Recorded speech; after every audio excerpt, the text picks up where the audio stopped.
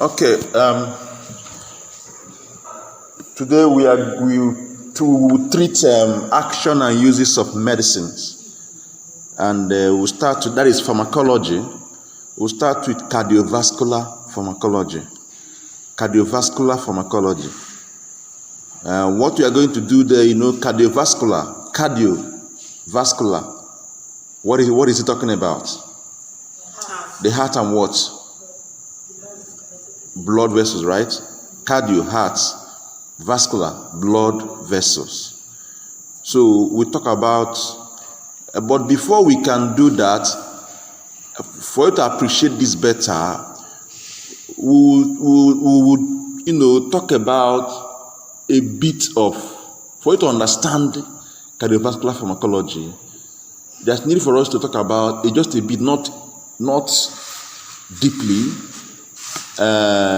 cardiovascular anatomy and physiology, but not deep, because even though you did it in your second year, right? Cardiovascular anatomy and physiology, right? You not do it. Wow. So no problem. We will just have a kind of, before we enter the topic, before we enter the drugs properly, we just have a kind of maybe an overview of what the cardiovascular system is. That is the anatomy and physiology, what it is. So that's when, because if you don't know what it is, how can you talk about drugs that are acting on them? Because the drug that are acting on the cardiovascular system at a particular point, true of us. So if you don't know what the system looks like, then how would you be able to know where the drug should act? So that's why I want to have an overview of cardiovascular anatomy and physiology. Now, I want to state the objectives of this topic. I want to point it out clearly, what you learn at the end of this topic. So this will be a guide for us. It will be a guide for us.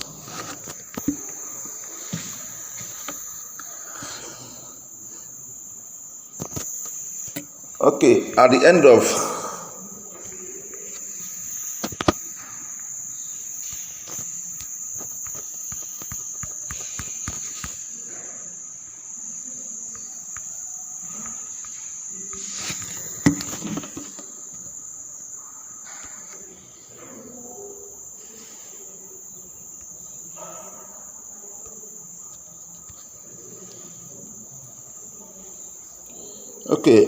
of this, excuse me, this file is, I don't even know what is wrong with this phone self.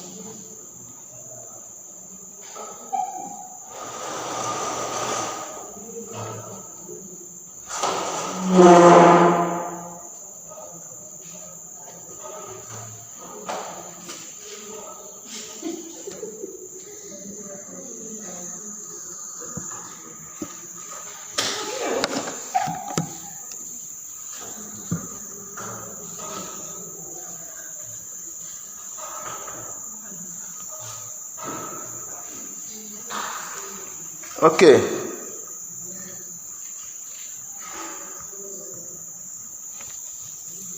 On completion of this topic, you should be able to do the following. As students of this class, at the completion of this topic, you should be able to do the following. You should be able to list, number one, list both trade, that is brand, and generic names of the drugs, of cardiovascular system drugs. Yes. You should be able to list the brand and generic names of cardiovascular system drugs. That is drug what? Nomenclature. Drug what? Nomenclature. This is one of the very important aspects of your work as what? Pharmacy technician. Even if you must know your drug names. You may not truly know deep about it, but you must know your brand names should be at the tips of your fingers. You should know your brand names and the generic names. You should know the classes of drugs, the drugs found in each of the classes, subclasses. You should know them. Very, very important. Number 2 is that at the end of this topic, you should be able to describe the location and function of the heart. We are now entering the what? Anatomy and what? Physiology, right? If you're able to know, describe the location and function of the heart. Number 3, you should be able to list or name the 4 chambers of the heart. You should be able to name the 4 chambers of the heart.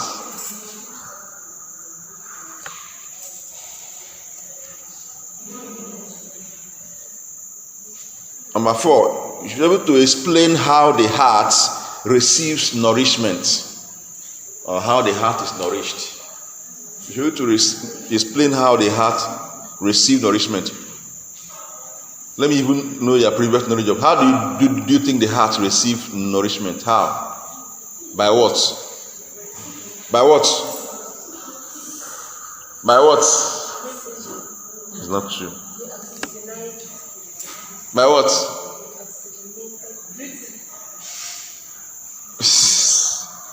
Arterial supply. Arterial what? Supply, yeah. Don't worry, we'll go deep there into it. Then, number 5 is that we should be able to list major disease states of the heart. You should be able to list major disease states of the heart. Major disease states of the heart. That is the diseases of the heart. You know, you see how we are going now. First of all, you should know the anatomy and physiology. That is the structure of the heart, and physiology is normal functions of the what? Heart, normal function. Now you should be able to, for you to talk of what you are using to treat the heart, that means you should know. You should also have a knowledge of what? The disease of the heart. If you don't know the disease of the heart, then you can't be talking about drug that will treat it. It's not true. Good. That is abnormal physiology, pathophysiology of the heart. Don't worry, we'll get there. Then the next one is you should be able to explain the possible causes of coronary artery disease, congestive heart failure, and hypertension. Have you heard of this disease before? You should be able to describe the possible cause. That is the etiology. You can just use etiology. A very long story.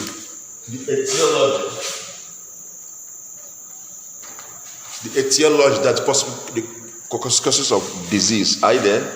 That's the meaning. You have to describe the etiology, or even you can say pathophysiology. You can say pathophysiology. I think pathophysiology is a better word there. Pathophysiology of coronary artery disease. Any spelling you don't know, let me draw my attention to it, so I'll spell it, please. Coronary artery disease, congestive heart failure, and hypertension. Hypertension. You should be able to know the pathophysiology of these things. There are possible causes, the etiology as case may be. Coronary artery disease, congestive heart failure, and hypertension. Then the next one is that you should be able to list 3 types of angina. Have you heard of the word angina? What is angina? Good, angina. So you should list the 3 types of angina. Angina. Angina. Then the next one, you should be able to,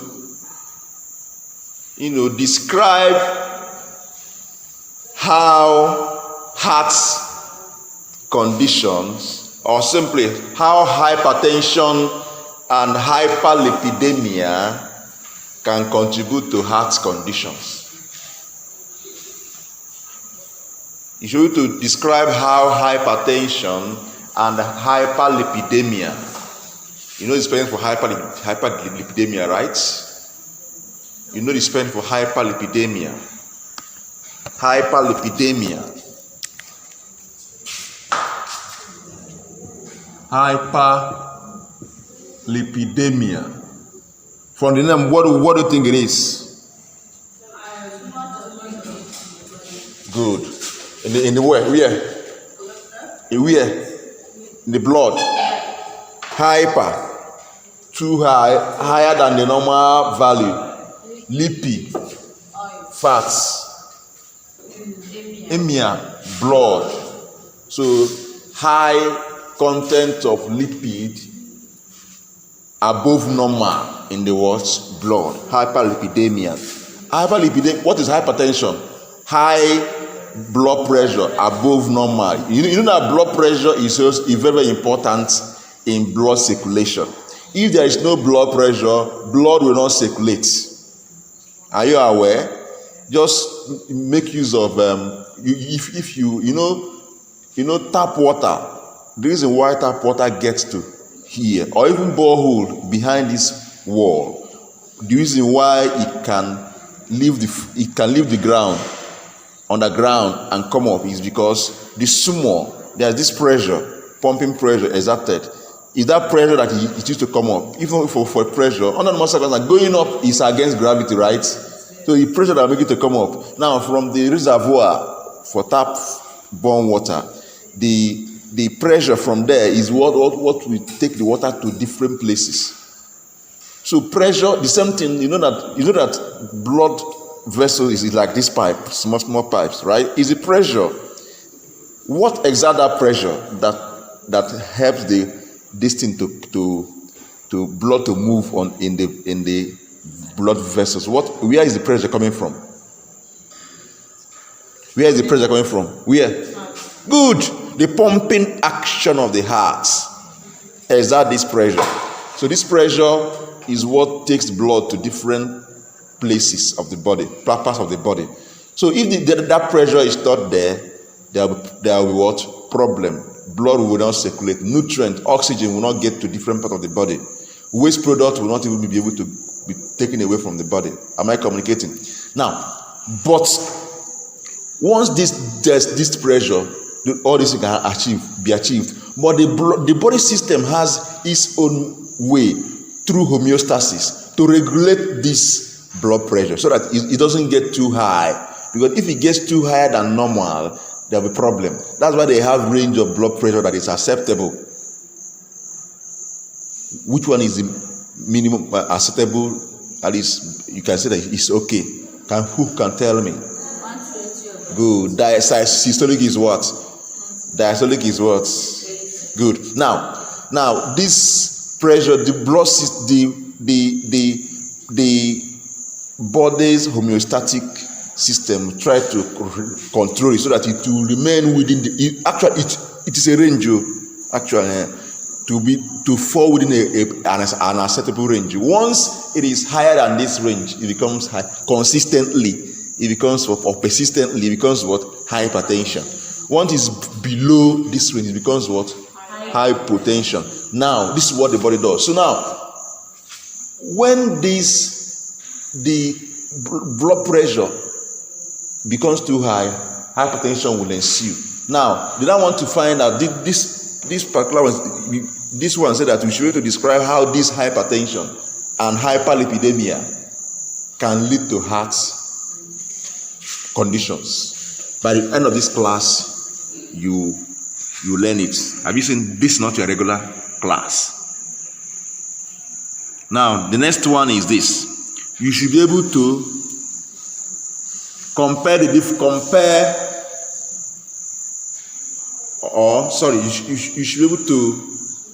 should be able to compare the differences between arteriosclerosis and atherosclerosis. Arteriosclerosis and atherosclerosis. arteriosclerosis and arteriosclerosis. Arteriosclerosis and atherosclerosis.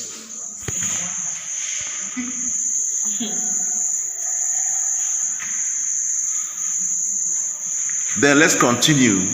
You should be able to list the drugs used to treat heart conditions. You should be able to list the drugs used to treat heart condition. You should be able to list the drugs used to treat heart conditions. The next objective is that you should be able to list the drugs used to treat hypertension. You should be able to treat the drugs used to treat hypertension. You should be able to list the drugs used to treat hypertension.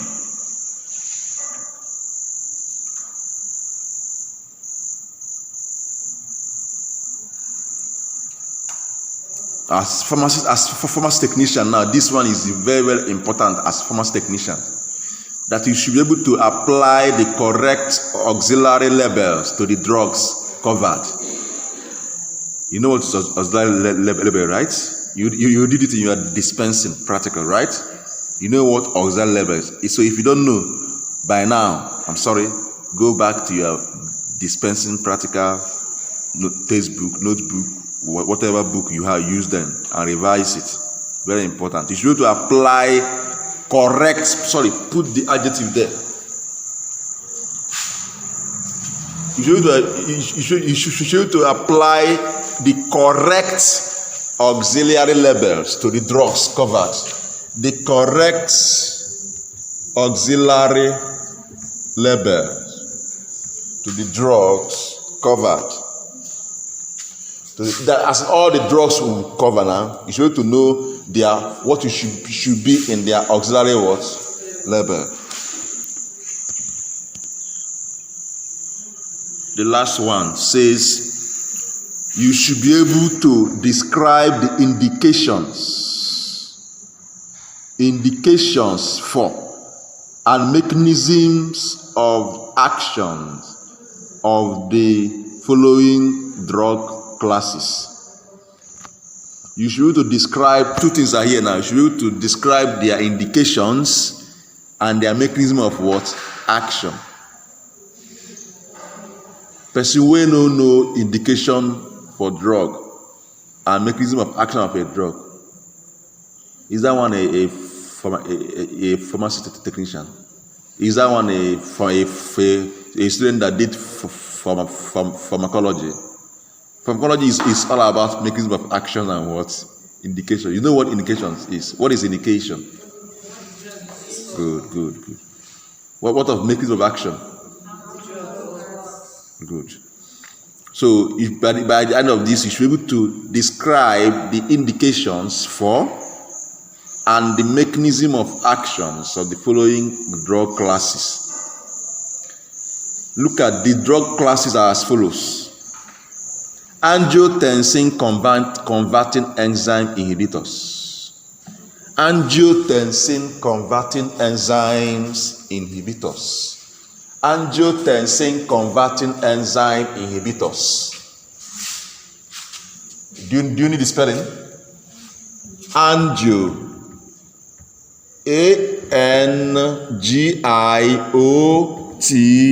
ANGIOTENSIN hyphen angiotensin converting. You know converting now? Enzyme inhibitors. Angiotensin converting enzyme inhibitors. Number 2, anticoagulants.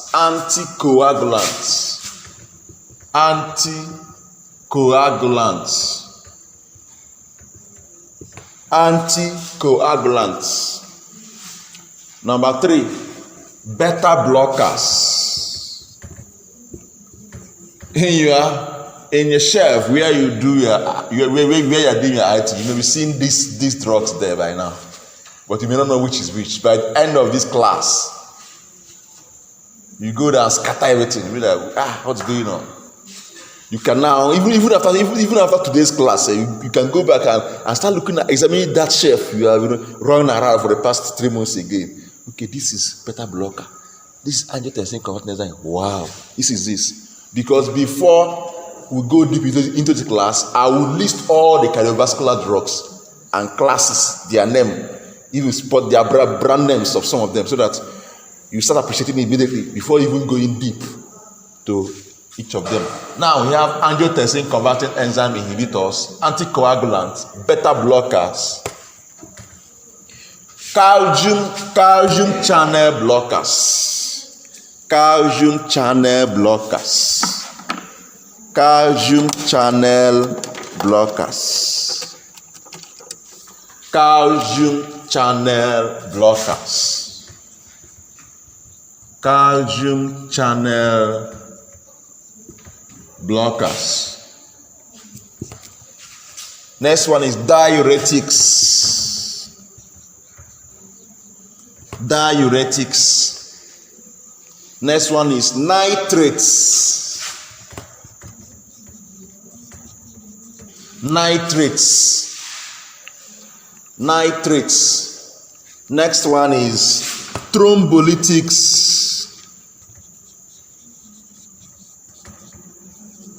Thrombolytics. Don't be intimidated. Don't be oppressed by their names. By the time we start treating them now, they will be easy for you. Don't be afraid. Okay? Thrombolytics. Now, this is the objectives.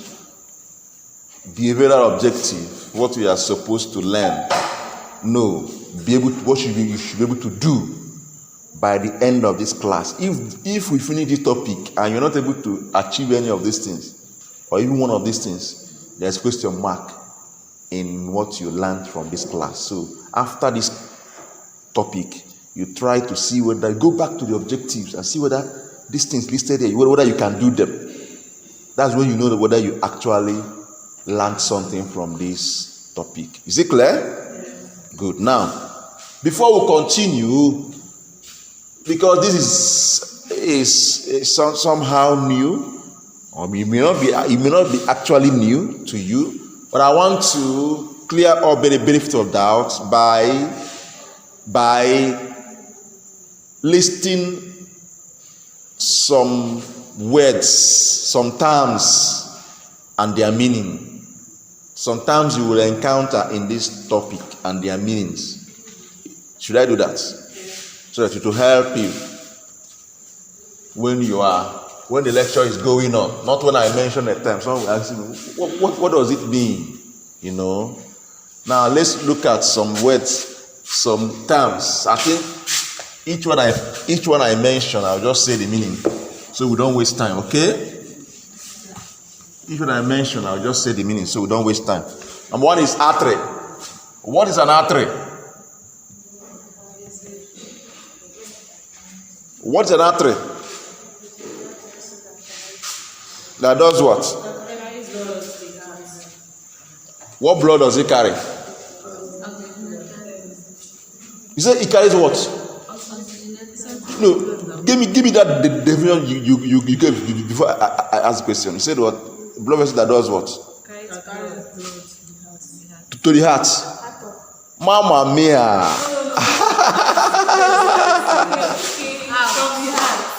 Okay. An artery is a vessel that carries oxygenated blood from the heart to the tissues of the body. An artery is a vessel that carries oxygenated blood from the heart to the tissues of the body.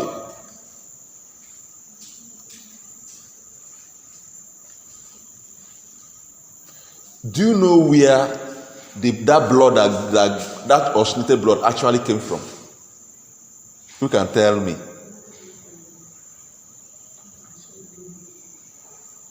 That oxygenated blood that artery carry from the heart to tissue. Where did the oxygenated blood actually come from? No.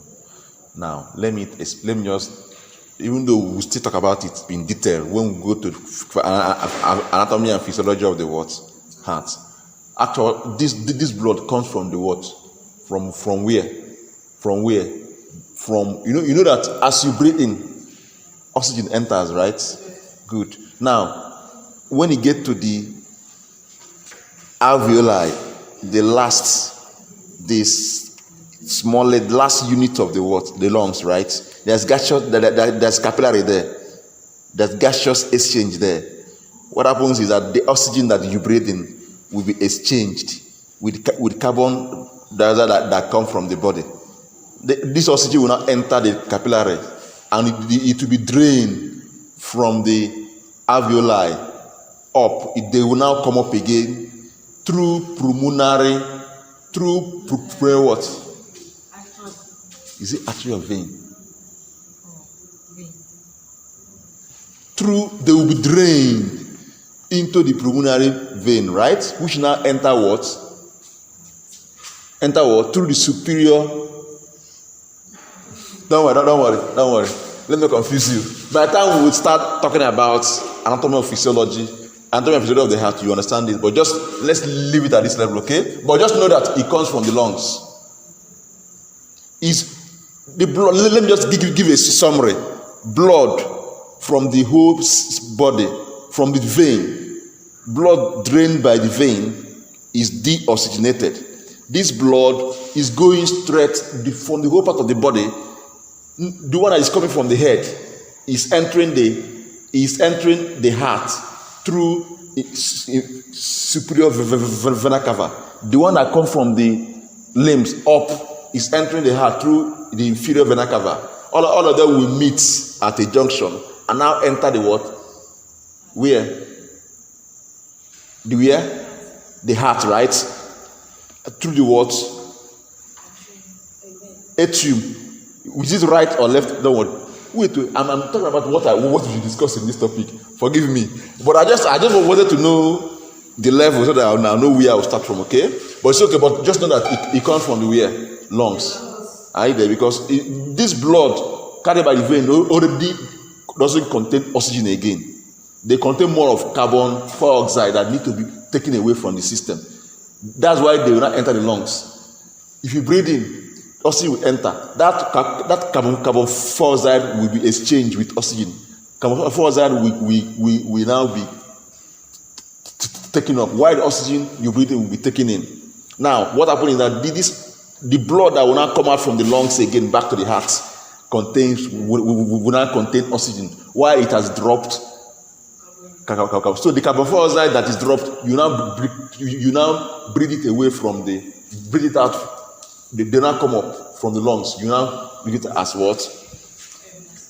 Is it clear? So this is somewhat of what happened. By the time we go deep, you understand it better. But this artery carries what? Now, vein. What is a vein?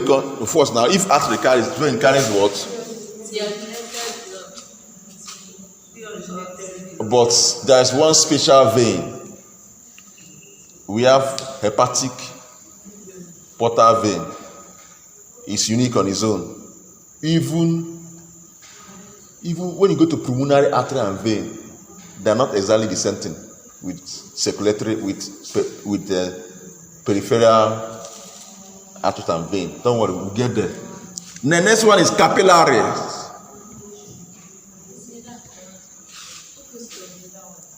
What's that? Opposite right on here. So vein carries what? Deoxygenated blood from where to where? From the tissues.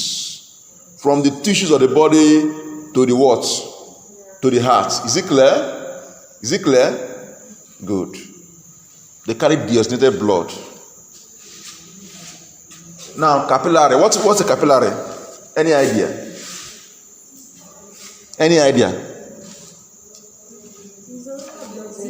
This class must be a contributing class, so not to sit down and you're looking at. Just say what you know about it. Tiny verse that does what? That does what? I like that. I like that. There's a sense in what you just. Okay. The capillaries, or simply, capillary, please. Let's talk about capillary. Singular here. Capillary is an extremely small vessel. It's an extremely, very, very small. It's an extremely small vessel that connects the ends of the smallest arteries and smallest veins. What's the name for smallest artery? Arterioles. Good. Arterioles. Capillary is a what? Is an extremely small vessel that connects the ends of the smallest arteries, in bracket arterioles, and the smallest veins. What's the name of smallest veins? What's the name? Venues. Arterioles is smallest what? Arteries. Then venues, smallest what? Veins. Is it clear? It connects arterioles to the venues. What happened there at that junction?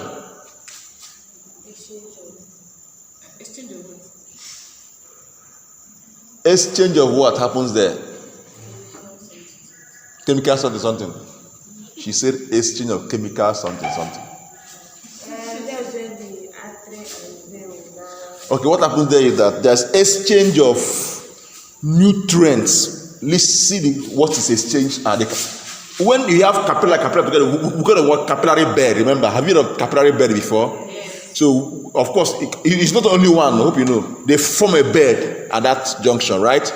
At that capillary bed, exchange takes place. And look at the list of exchange of material. The materials that are exchanged are as follows. Nutrients are exchanged. Nutrients are exchanged. Waste products are exchanged. Nutrients, waste products are exchanged. What else are exchanged? Oxygen, carbon dioxide.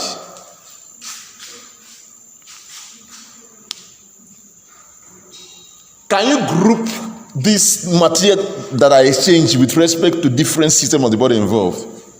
Any idea? This involves oxygen and carbon dioxide. Involves which system of the body? Respiratory system. Good. Respiratory what? System of the body. Yes. Nutrients with which system? Good. Digestive system of the body. I like that. This one excretory system of the body. Good. Urinary is also there. True or false? Good.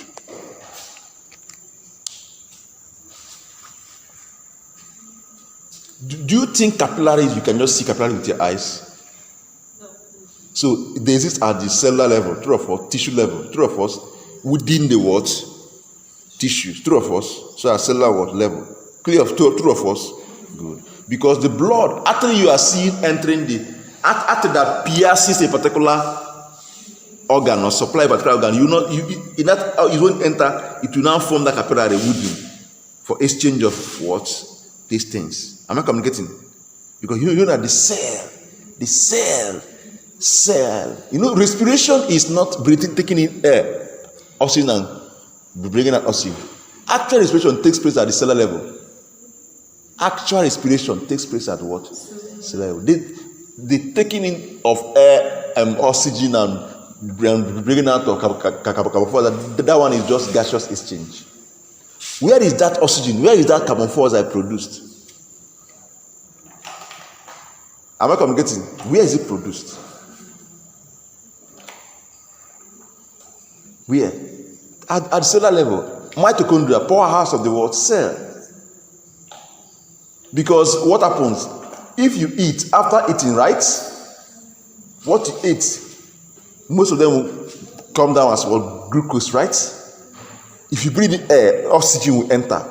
The cell, at the cellular level, that oxygen will be used to do what? Break down the what? Glucose. It's not true of us to release what? Energy in form of ATP. Is this energy that the cell used to do what? Work, perform its activities. That you are alive today, it is all the cells in your body are working. The cells in your body are working. That's why you are alive. So if they don't have energy, you will not be able to do what? Work. So if you eat, you are breathing oxygen. Oxygen will be used to break down this final product of your digestion, which is glucose, for example, now, and release what? Energy from ATP that will help you to do things you are doing. And the carbon dioxide will come out as what? Waste, right? Yes. That's why you breathe out carbon dioxide. Don't worry, by the time we dismantle all this system one after the other, you become a walking anatomy, physiology, pharmacology. Now let's go. Now this is exactly what happens. And the what? Capillary what? Bed. So that means it occurs at cellular what level? Is it clear? Yes. Now the next one is coagulation. Coagulation. Coagulation.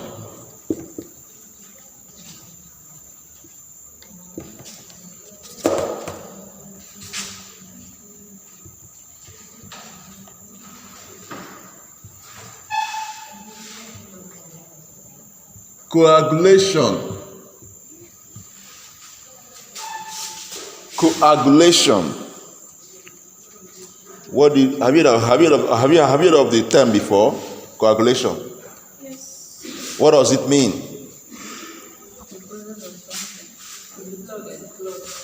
Good. You know that blood, under normal circumstances, blood is at fluid what? State, right? Yes. Blood is at fluid state. Remember, I think I mentioned what a fluid is in your class. When you hear the word fluid, what should come in your mind is what? What? Liquid and what? And what? Gas. Good. When you hear fluid, what should come to your mind is what? So is blood a fluid? Yes. Is it a fluid? Yes. So blood is a what? Fluid, right? Now, if blood is a fluid, it's in fluid state anyway. That clot, but one thing with blood, it has some substances in it that has the ability to make it to clot, form lumps of what? Solid within the it's true of us. So you can say that using a layman, you can say that coagulation is the solidification of the word's blood. Is it clear? Using a general, you can say that blood is coagulation is solidification of what? Blood. But but using scientific talking about using physiological term, it's what? Clotting of what? Blood. Formation of blood what? Clots. Formation of what? Blood what? Blood what? Clots. Formation of what? Blood clots. Formation of blood clots. So coagulation is the formation of what? Blood, of a blood clot.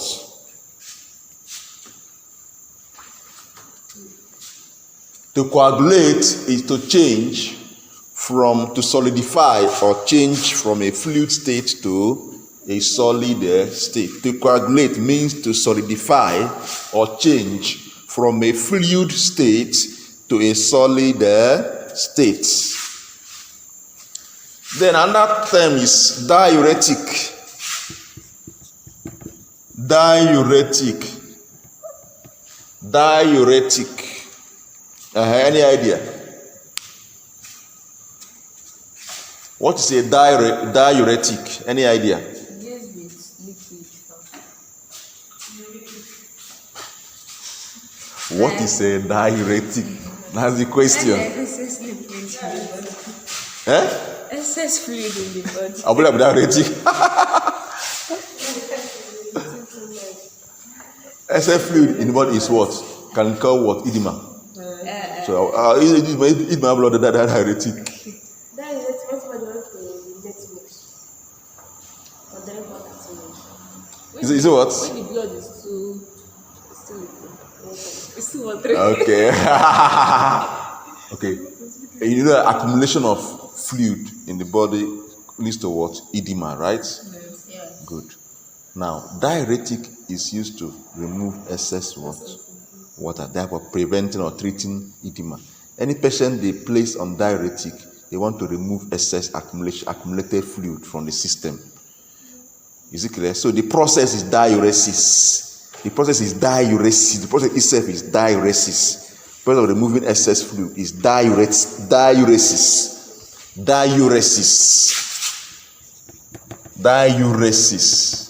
Remove excess fluid from the system. But diuretic is an agent.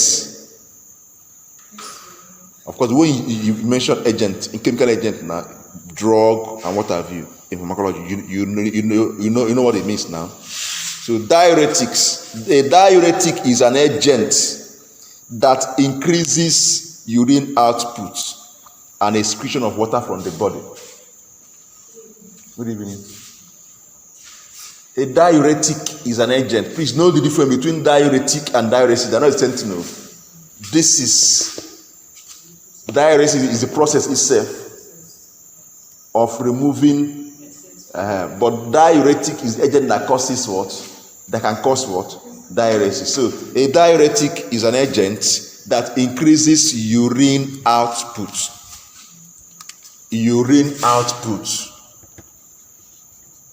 A diuretic is an agent that increases urine output and excretion of water from the body. A diuretic is an agent that increases urine output and excretion of water from the body. Then the next term is embolism. Let's talk about embolism. Have you heard of the word before? Embolism.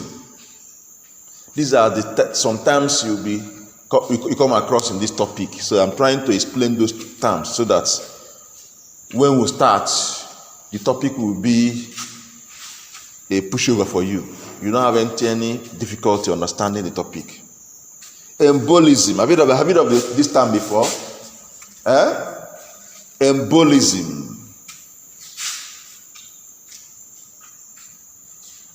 Now, okay, let's assume in the let's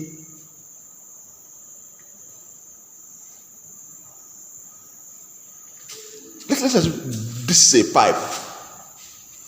From here to here, now it's a pipe, and all of us are passing through this pipe.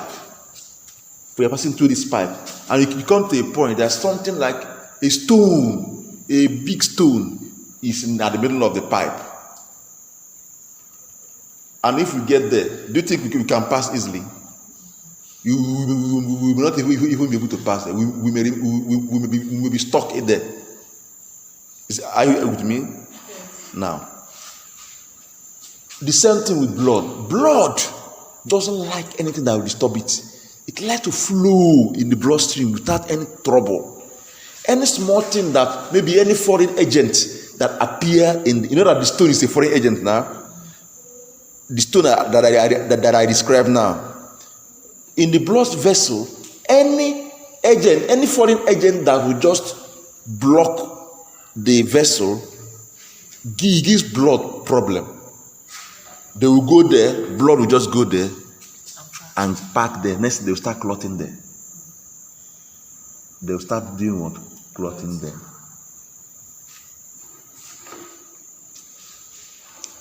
And the catching a fool as they go by, they will be blocking there, they will clotting there, clotting there.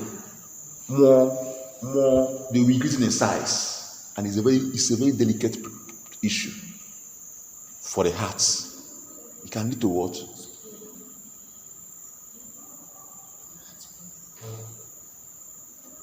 It can lead to a lot of heart diseases. I'm not communicating. Don't worry, you will still get there. You understand it. By the time we get there, I just want to whet your appetites so that when we get there, it will be easy for you to understand. Now, this is what is called embolism. Now, what is embolism? Embolism is the formation of a clot from any foreign substance that obstructs a vessel. Is the formation of a clot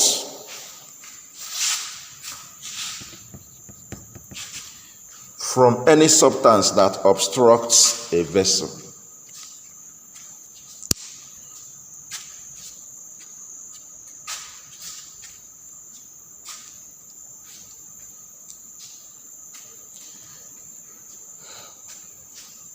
Now the next term is endocardium.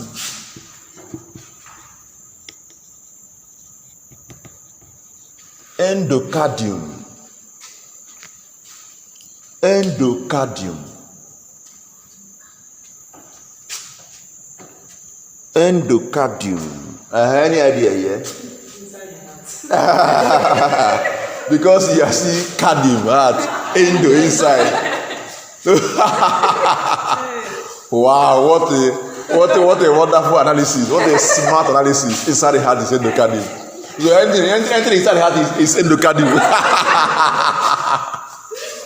Okay, that's lovely. You just broke it into two: endo inside, cardium, heart. No time. Inside the heart, no time. Okay, but let me shock you. Endocardium is actually a membrane. It's a membrane. It's a membrane that lines. You know what I mean? Lining. When I say a membrane lines something. You know what it means to line a particular part of the body. That covers a particular part. So it's a thin membrane, very thin membrane that lies the interior part of the what? Heart. That is the inner layer of the heart wall. So endocardium is a thin membrane. Endocardium is a thin membrane that lines the interior of the heart.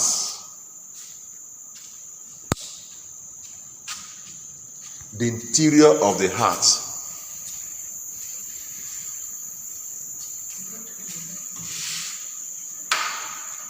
Now, you know the heart wall. Let me describe it. You know the heart wall of the heart. Now, wall of the heart. Inside of the wall of the heart, the innermost part of the wall of the heart. The wall of the heart. Now, the innermost part of it.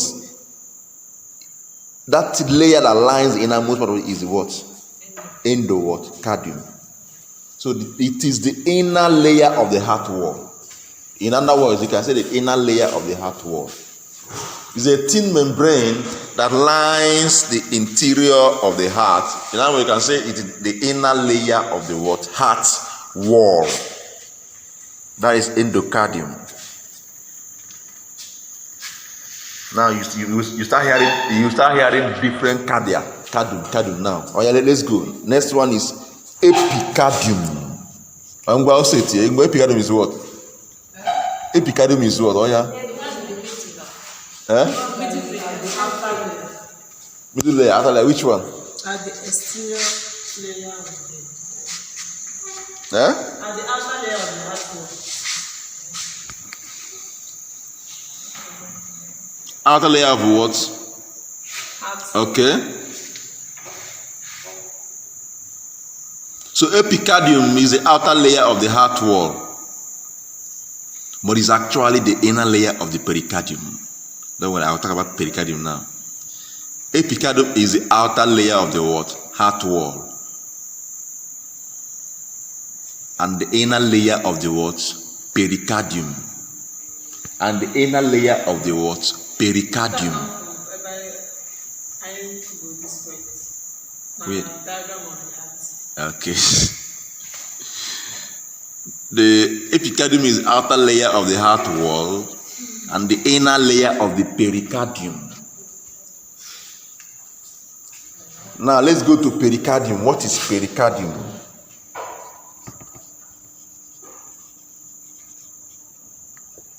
Let's talk about pericardium. If you understand pericardium, you'll be able to understand the second part of the meaning of what? Epicardium. You know, I said that epicardium is the outer layer of the what? Heart wall, right? But the inner layer of the what? Pericardium. Now, what is this pericardium?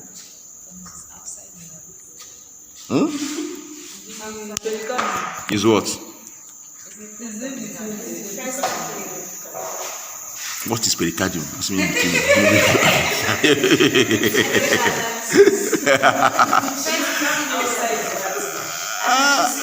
Is what?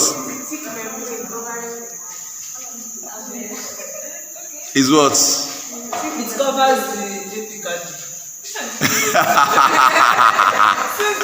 You're using native sense. You're using native sense. That's not the question. But it's okay. It's okay. I like it. It's okay. Any other idea? One unique feature of pericardium is that it has fluid. It's fluid filled. It's actually a space. It's actually what? A space filled with what? Fluid. That's why they can call it pericardial sac. You can also call it pericardial sac. You can also call it pericardial what? Pericardial what? Sac. You can also call it pericardial sac. It's actually a space. It's around the heart, that's around the heart, but it's a space in between. Let's say something like this. Look up. Taking this to the heart, for example, now. Taking this to the heart, you see something like this. This is what? Pericardium. It contains pericardial sac. You can call it pericardial sac. It contains fluid. Am I communicating? You call it pericardial sac. It contains what? Fluid. Remember I said that what is the second part of what I explained about epicardium? That is what? The what? Outer layer of the what? Of the heart wall, but inner layer of the, so that means epicardium, if this is what? This is what? Pericardium, right? Then this one should be what? Epicardium, yes. It is outer layer of the heart wall, but the inner pericardium. This is what? Epicardium. Now, where do you think the endocardium should be? Inside. It lines, it's a thin membrane that lines the inner part of. So this layer that lines this inner part of this one is what? Inside is what? Endocardium. Now, the one that is outside is what? Epicardium. But this epicardium forms the inner layer of the what? Pericardium. Pericardium is this fluid, is a sac that surrounds the what? Heart. So let's define it. Pericardium is fluid-filled membrane that surrounds the heart. Fluid-filled membrane that surrounds the heart. Do you think it's double layered? Do you think pericardium is double layered? Yes. For it to have space inside, wouldn't it? Yes. It should be double layered, right? So can you call it the double layered membrane? No. Just as you have in your cell nuclear membrane. Is nuclear membrane single layer or double layered in the cell? Nuclear membrane, is it double layer or single layered? You've forgotten you are saying, go back to your anatomy note and physiology note. There's a place you treated cells and cellular components. Go back there and check whether nuclear membrane is double layer or nuclear membrane. Child. Feel like crying. Feel like crying. Chai. So pericardium is for you to have fluid inside. That there must be space. That is not true. Yes. Tiny one, there must be there. So it's a fluid-filled membrane that surrounds the heart. See pericardium here. This is pericardium.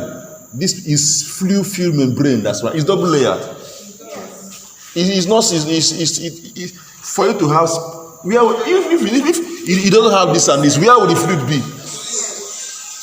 Use a native sense now to find out. Okay. Now. Enough with the cash. I need to silence the phone. You will secure the bag. Will you put the cash?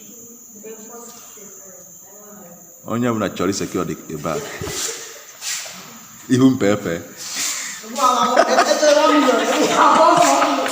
All right, let's continue. Now, next one is what? Myocardium.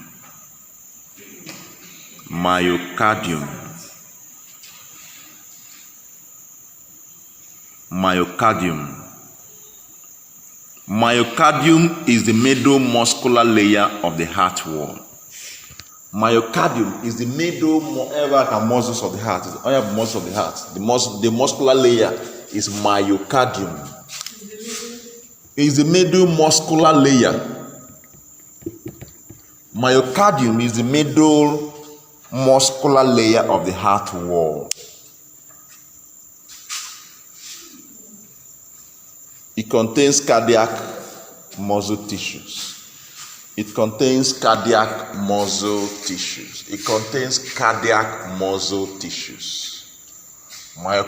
contains cardiac muscle tissues.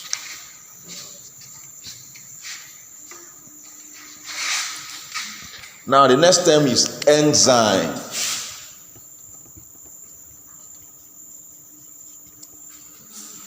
Enzymes. What is an enzyme? It's a catalyst. What's a catalyst? Cause a reaction. Something that causes a reaction. That fastens. Okay. It says I'm a protein. Enzyme is protein. Yes. Okay. Then what does it affect that helps it to be able to make the reaction to take place faster? To accelerate the reaction. Actually, I agree with you. Enzyme accelerate what? Reaction. What does it do that enables it to accelerate these reactions?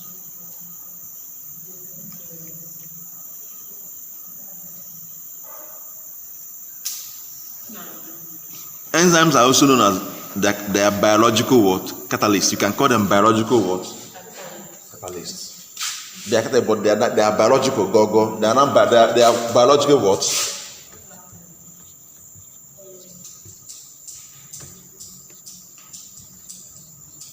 Enzymes are biological what? Catalysts. Okay, let's continue here. So what do they do that? How do they? There's something they do that helps them to be able to achieve this, accelerate reactions in the body. There's something they do that helps them to achieve this. What's that? No idea. Actually, in your chemistry,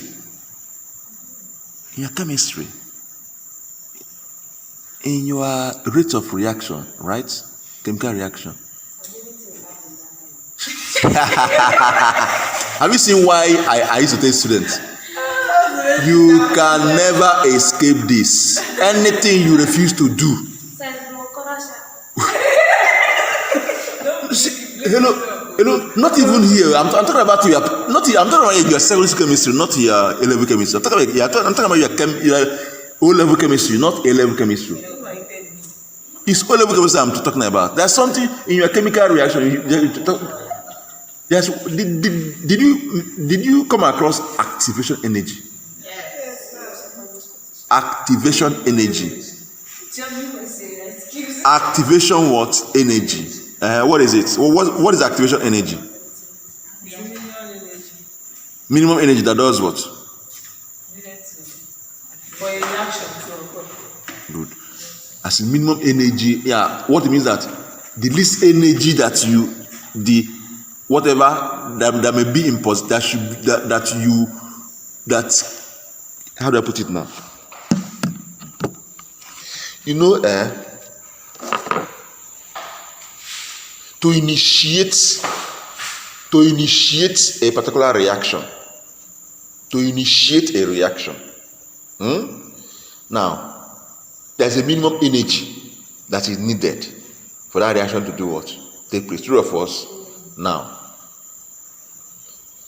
if you reduce that energy, do you think that reaction will take place faster?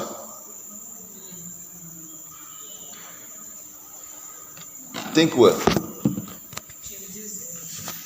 That energy that needed for reaction to, do you think that energy constitutes a barrier for reaction to take place? It constitutes a barrier, right? So I now ask a question, and I ask, do you think if that energy is reduced, reaction will take place fast? Someone said no here. The same person that said that it constitutes a barrier. It also said something like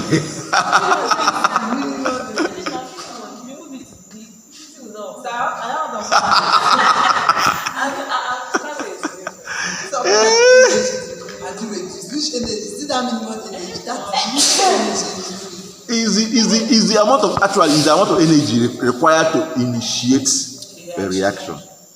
Now, if I reduce this energy, it makes it easy for reaction to happen without much energy. Now, it's energy you must conquer, you must overcome before reaction can take place, right? So now, if you reduce this energy, reaction will take place really without, you don't need to gather energy for it to happen. Okay, here. If the reaction is to move this table from here, if the reaction is to move this table, push this table back, and the two people are here, and you need strong energy, you need here maybe is 20 joule or 20 kilojoule, for example, and you need to push this in for it to work. And there's somebody, I'm alone, somebody else has somebody that supported him to help him to generate this energy. The reaction will move smoothly for the person because they can conquer it. The person may even support, may even give more energy, say that I'll just push it, they just go. But you are here. Is it clear? So the point there is, so this energy now needs to be conquered for the reaction to do what? To take place. So enzymes, in fact, generally the catalysts target activation energy. Catalysts bring down activation energy for a reaction to do what? And we say that enzymes are biological what? Catalysts. So in the body system, there are catalysts found in the body system that catalyze metabolic reactions. The reaction they now work on is metabolic reaction in the body. Now these enzymes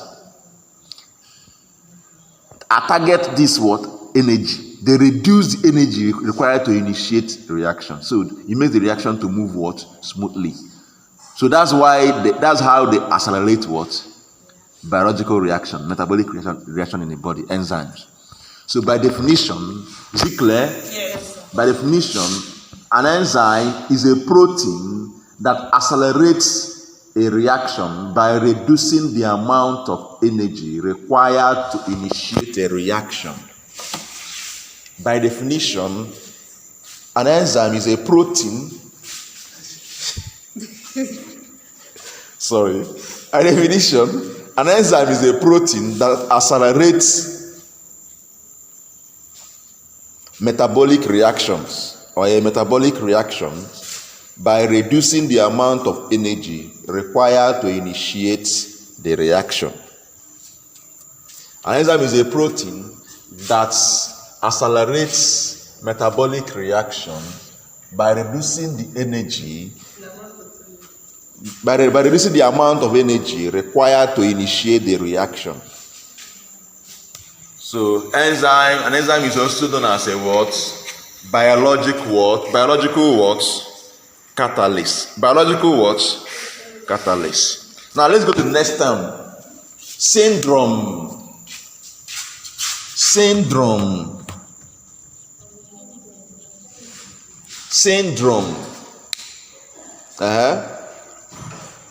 What's a syndrome? Any idea? What's a syndrome? Any idea? You hear about, at least you hear human immune what do you call it again? Acquired immunodeficiency syndrome, Down syndrome, Turner syndrome. So what's a syndrome? Any idea? Let me know who those that actually see something they don't understand and go and research it on their own. This is how to learn. If you see any time you're not familiar with it, go immediately, don't waste time. Once you see it for the first time, browse it, know what it is. Is what? Is what? Measles. Diseases. Syndrome means what? Diseases. You are getting there, but something is missing. Fine tune your answer. Drive me well. Organism. Hey. Chioma. Organism. What's a syndrome?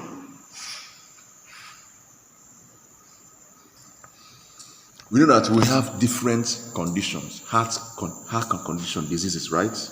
When you have a set of conditions that occur together, at the same time, they constitute a what? A syndrome. It's no longer just a specific condition now. A syndrome consists of one or two or more than two conditions. Am I communicating? Like now, ACE is a syndrome because ACE is not just one. You may see an ACE person. I mean, I say that you are not appreciated because you are not doing your IT. You've seen the patient, right? One patient may have this. A lot of things that are going on in the system. Not just because the immune system is tampered with, so all other things can come in. So not just one condition that make up a syndrome. So whenever you hear a syndrome is a set of conditions that occur together.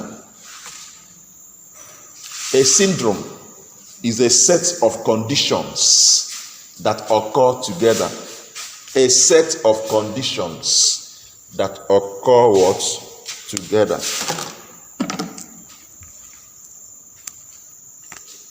A syndrome is a set of conditions that occur together. Have you seen why I said that this class is not just to come and cram note and report? It's for you to have an in-depth knowledge of what you are doing. If you are well equipped and well armed, even if it's an interview you go, you can stand before the panel. They'll be like, where is this one coming from? Who are you? Who you? Who from you?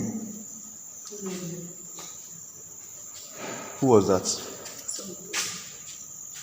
First year? Yeah. Okay. Now, syndrome. Syndrome is a set of conditions that occur what? Together. Now, the next term is thrombin. Remember, these are the terms you are going to encounter in this topic. I'm trying to dismantle it so that once you start, you don't have issues. Thrombin.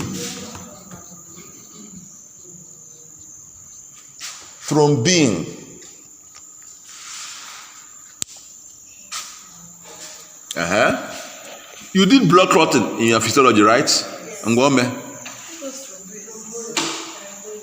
Thrombin is what? And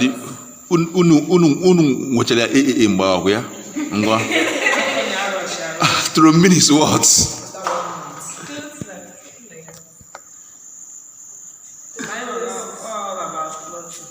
It's an enzyme, we know. Basically, it's an enzyme. right? Good. Is an enzyme. Okay. Let's talk about it. Let me just explain. Then after let me just explain. Actually, enzyme. Thrombin is an enzyme.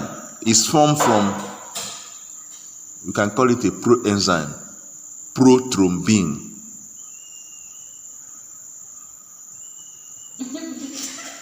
It's formed from where? Prothrombin. Pro what? Thrombin.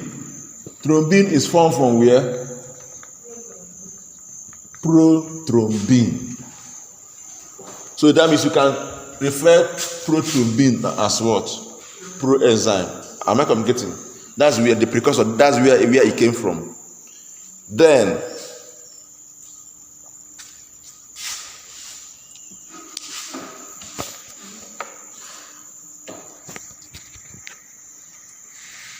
what does thrombin do? I don't want to start going into the full process of blood clotting. That's what I'm trying to avoid. Let me just sketch it a bit. Then thrombin is formed from what? Prothrombin. Then the thrombin now acts on fibrinogen to do what? The blood clotting.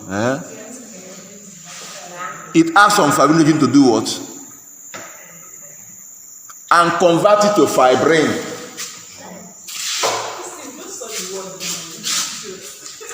You say what? It acts on fibrinogen. So thrombin is formed from this one. It now acts on what? I don't want to go into this detail because we will still talk about it in this topic. Fibrinogen, it acts on what? Fibrinogen.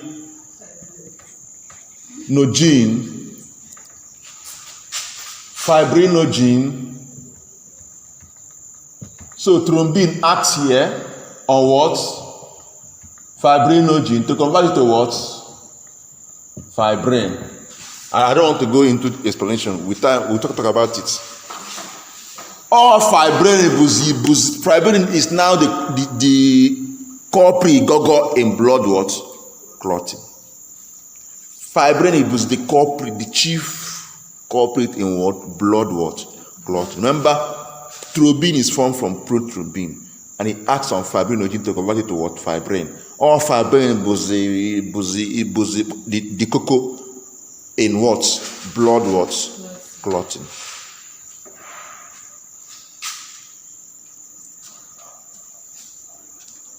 So that means what is it? Since all these things, since thrombin has a very important role because of is when I convert this to this. There's what if you want to test. You know the importance of blood clotting in the body is what? It prevents what? Blood clotting in the body. Does it have any positive effect? Yes. Good. Yes. That's why if something punctures your blood comes sometimes it does stop. Without these clots, it can bug it over. So there's this test they carry out to test somebody's they call it thrombin test. To know the level of what? Thrombin in the what? Blood. So they test that thrombin level in the blood. There's what is called prothrombin time. I'm going deep. Let me stop here. There's what is called prothrombin time. This prothrombin time, the time from here to where? This is what they will check to know they use this prothrombin time from here, prothrombin to thrombin, to know the person's level of thrombin in the system. Is the person level of thrombin in the system that will determine whether the person, because it's thrombin that will convert fibrinogen to what? Fibrin. Whether the person can actually, have what it takes for the blood to be clot properly. Are you there? There's one of my siblings. There was a time I think my younger brother, at a point he started bleeding. What happened to him? No accident. She started bleeding from the nose. So I took him to the hospital. The test they did, they checked this prothrombin time to check the level of the thrombin in the system. That's what they did. They carried out this test. So it's a very important test. If someone just be bleeding anyhow, there's people that smarting, blood will start coming out. As easy milk, yeah. They also carry out all those. Now let's stop here. But you now have now your appetite are now wet, right? I can see appetite now is wet. You want to know more, right? Now you can read more now, but we'll still treat it in these topics. We are not rushing it. We take it.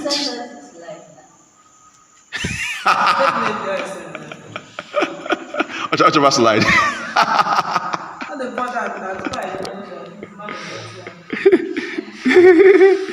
Okay. Now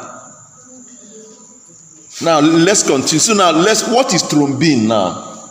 Thrombin is an enzyme that is formed in coagulating blood from prothrombin. So in a coagulating blood is formed from where? Prothrombin. So thrombin is an enzyme that is formed in coagulating blood from where? Prothrombin. So actually thrombin reacts with fibrinogen and convert it to what? Fibrin. I think I have explained that thrombin reacts with what? Fibrinogen and convert it to what?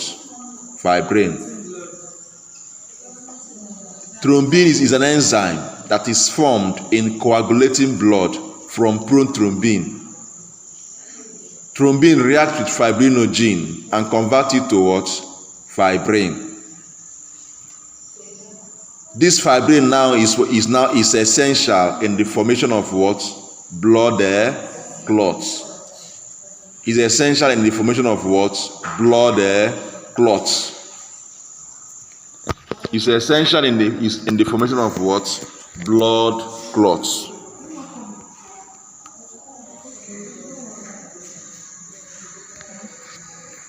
Now let's continue. So how do you now test thrombin levels? The thrombin levels is tested by performing what is called what?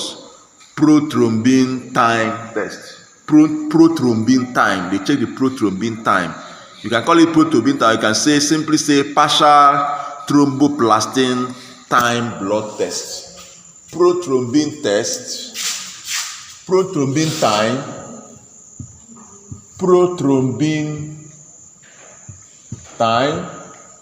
You can say partial thromboplastic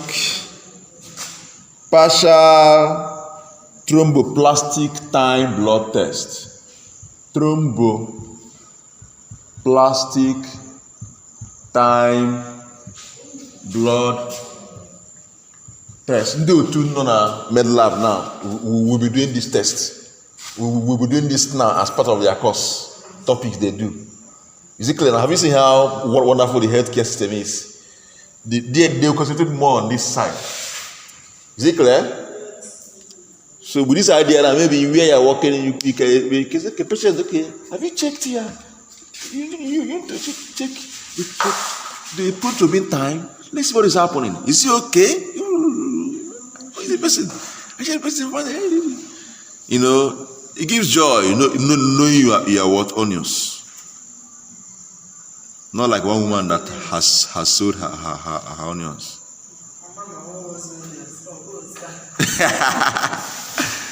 All right, now, what next term is what? Thrombolytic.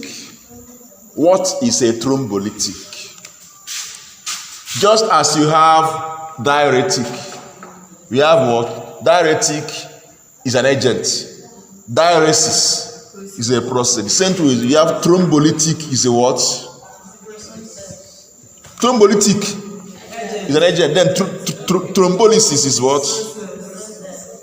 Is the word process. Now let's go. Then if you understand what a thrombolytic is, you should be able to know what thrombolysis is. Am I communicating? Yes. Now what is a thrombolytic?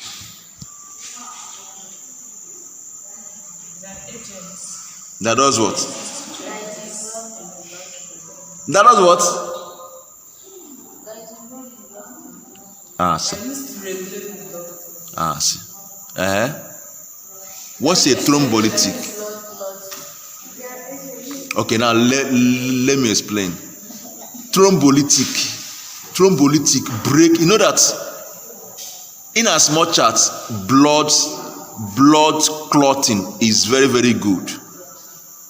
In as much as blood clotting helps in reduce loss of excess. If in the case where there is maybe a blockage in the vessels, a clot can form there. That clot that formed there is dangerous. True or false? That's why anything that have advantage, check your life. If you're not careful, what can save life can also take life. True or false? Yes. True or false? So now you see now blood clotting is good because in case of injury, it can help you to do. But now what in the heart, in the blood vessels now, and you know, especially in the heart type, got the blood vessel coronary artery that supply the heart is that tiny small blood, so they don't even need anything that will block their way. Now, and once there maybe those people of you that eat too much fat, eat too much. How do I put it? You eat junks too much, increasing the lipid level in your system. Your heart is at risk. Be careful about what you eat. Now, this thing can go there, block these tiny vessels, and if they block it, the blood that passes through there will be slow movement of blood through this artery, and once they slow down, next thing they will start doing what? Clotting. They should be moving without slowing down. Nothing should slow them down. Once they slow down, next thing they may start clotting. And if they clot, now that they clot there, more clot will be coming in there. More clotting will be piling up there. In that situation now, it's dangerous. It's dangerous. In that situation now, it's what? Dangerous. Now, a thrombolytic is actually a drug that used to take care of such situation. So a thrombolytic is a medication that break up these blood clots. Another name for this blood clot is thrombus. Another name for this blood clot in that situation is thrombus. Thrombus is another name for this blood clots. So a thrombolytic breaks down these blood clots. They're normally used to treat that situation whereby in the heart, blood of the heart, it goes there to break down this clot so that the blood can be flowing. Because if it continues, it can lead to a deadly situation. Is it clear? Now, another term I want us to look into is vena cava. Vena cava. How many vena cava do we have? Vena cava. Vena cava.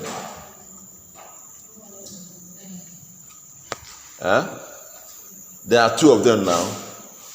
Yes, Two of them, superior vena cava and inferior vena cava. Are you there?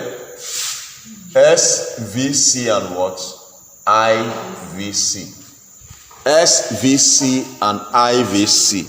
SVC is superior vena cava. IVC is inferior vena cava. Superior vena cava, inferior vena cava.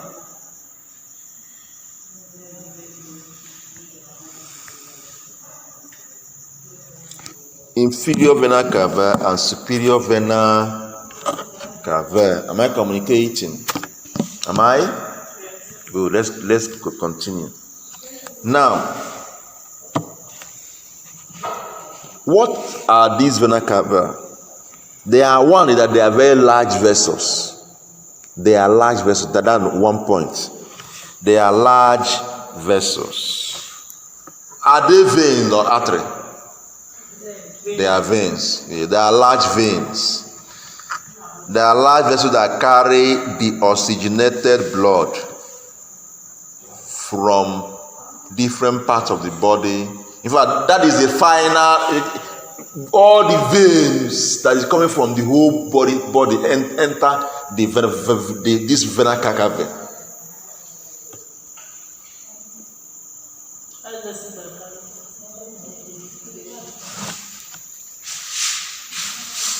They look like this.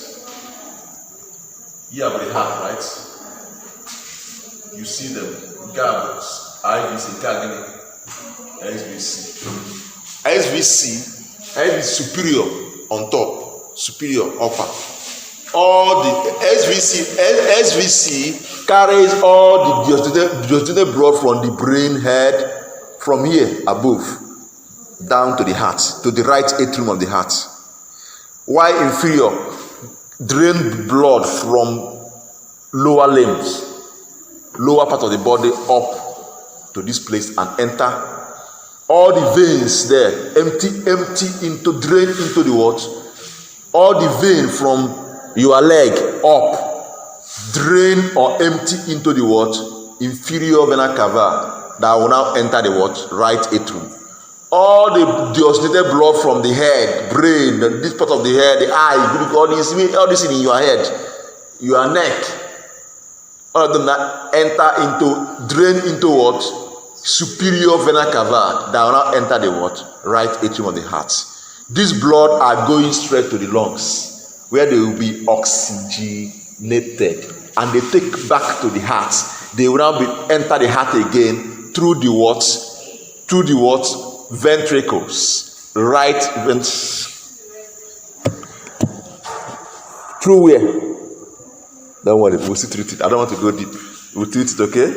But just know that this word you have the word, the vena cava, superior and inferior word, vena cava. That's what they mean. So now you can put down something that they are large veins. Vena cava, they are large veins that carry the oxygenated blood from the upper, either a bracket. What should be there? Good, I like that. That means you understood what I explained. But they have large veins that carry the oxygenated blood from the upper in brackets, superior vena cava, and the lower in brackets. What should be there? Inferior vena cava, bracket close, pass of the body to the right atrium of the heart. So they are large veins that carry deoxygenated blood from the upper and lower parts of the body to the right atrium of the what? Heart. To the right atrium of the what? Heart. To the right atrium of the what? Heart. They carry the oxygenated blood from the upper and lower part of the body to the right atrium of the what?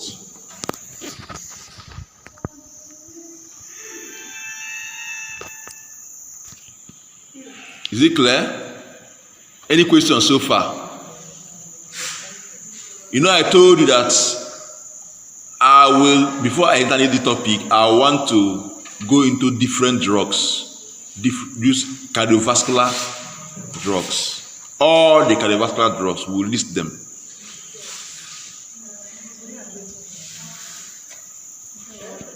Any question? Any question? Any question? Yes. Sometimes, yeah.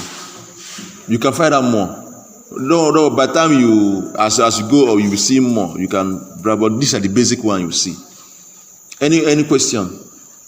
No question. Sir, I have a question. Okay, ask. You're talking about this Tubuma. The lecture we had, he usually used video. So there's something he told us that stop blood from flowing backward. Valves. That one. Valves are found mainly in the veins. You know that as you stand up, like this now, for blood to move up. If there's no valve in the blood vessel, right? We also have valves in the heart anyway.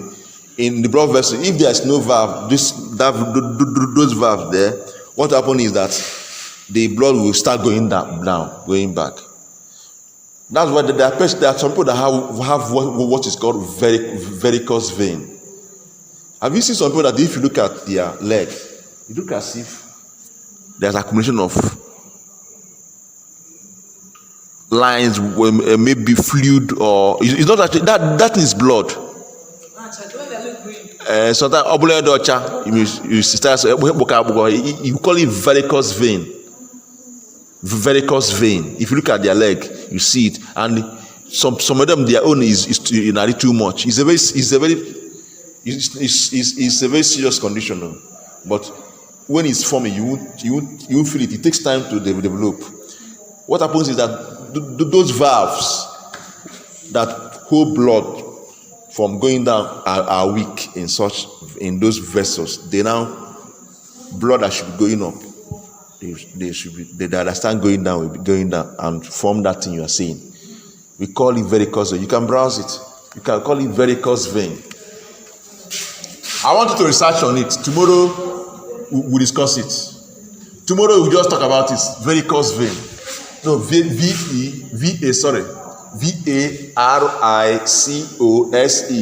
veins. I want you on your own, browse it. Varicose vein, see how it can be treated.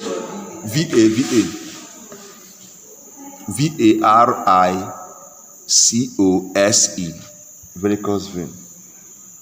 Just browse it, find out what it is, and check whether it can be treated.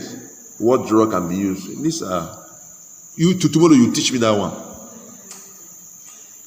Is it tomorrow or when? Monday. You teach me that one. Okay, now we'll talk about these drugs. We have 7 minutes to go. Let's see how far we can go before our time elapses. Now, the drugs that is acting in the cardiovascular system, we'll group them. There are different groups. There are different groups. We'll group them, then go down to each of them, give examples of each of them. We'll group them first. In each group, we'll go down to each of the groups, give examples of each of the groups, their brand name, their generic name. That's we just want to talk about the nomenclature for today. For this, when we finish the nomenclature of these drugs, we'll now go to anatomy and physiology of the heart and blood vessels. We'll then take it. When we are done with anatomy of physiology of the heart and blood vessels, we'll now go down to each of these drugs. We'll pick them one after the other. Talk about their mechanism of action, indication, and how they are used, even their dose, and other things. That's what we'll do in this topic. So even if that's what we're able to achieve, it's something. For someone asking me about this thing, yourself.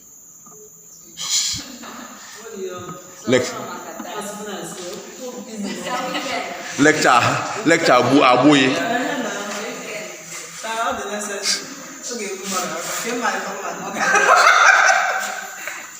I'll say with you, but not now. Not now.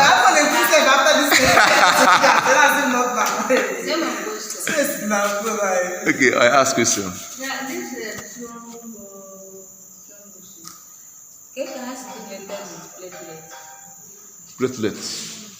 Platelets.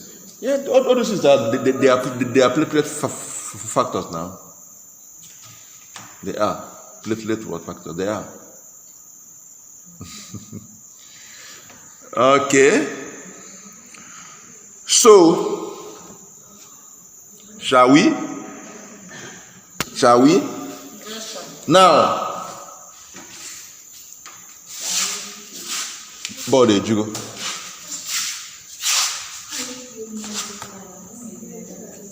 Huh? Okay.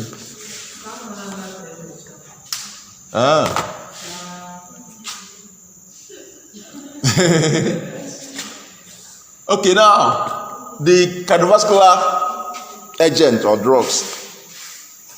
We'll talk about the first one. We'll talk about antihypertensives, antihypertensive drugs, antihypertensive drugs. So why are you going to Ghana You say what? That is the best cinema apocalypse.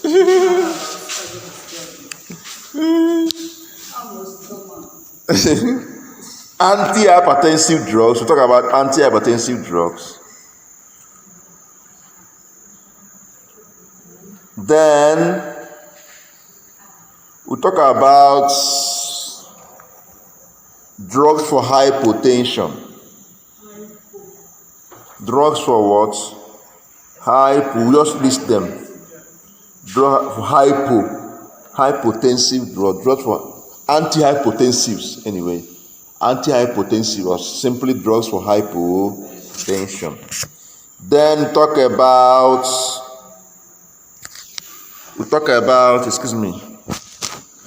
about diuretics generally. Just write diuretics generally, even though they are also in antihypertensive, but there's a reason for them to be separate. Just write diuretics generally. Then after that, you write anti-arrhythmic drugs. Anti-arrhythmic drugs.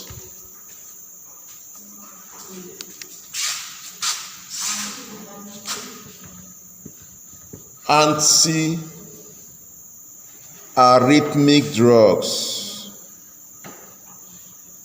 What is spelling?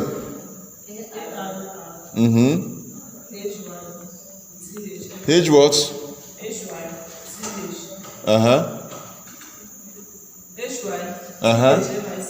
TH what? Arrhythmic. Good. Anti-arrhythmic what? Drug. Next one is anti-anginal drugs.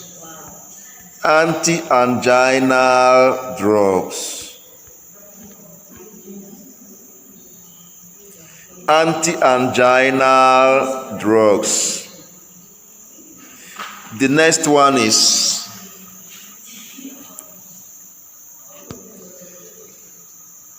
how many have I mentioned so far? 5. Name them. Antihypertensive, antihypotensive, diuretic, anti-arrhythmic. Anti what? Anti what? Arithmetic. Is that right? Anti-arrhythmic.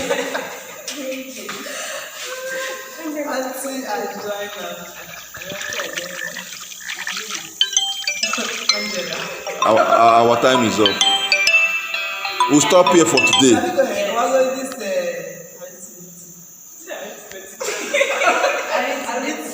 Our time is up.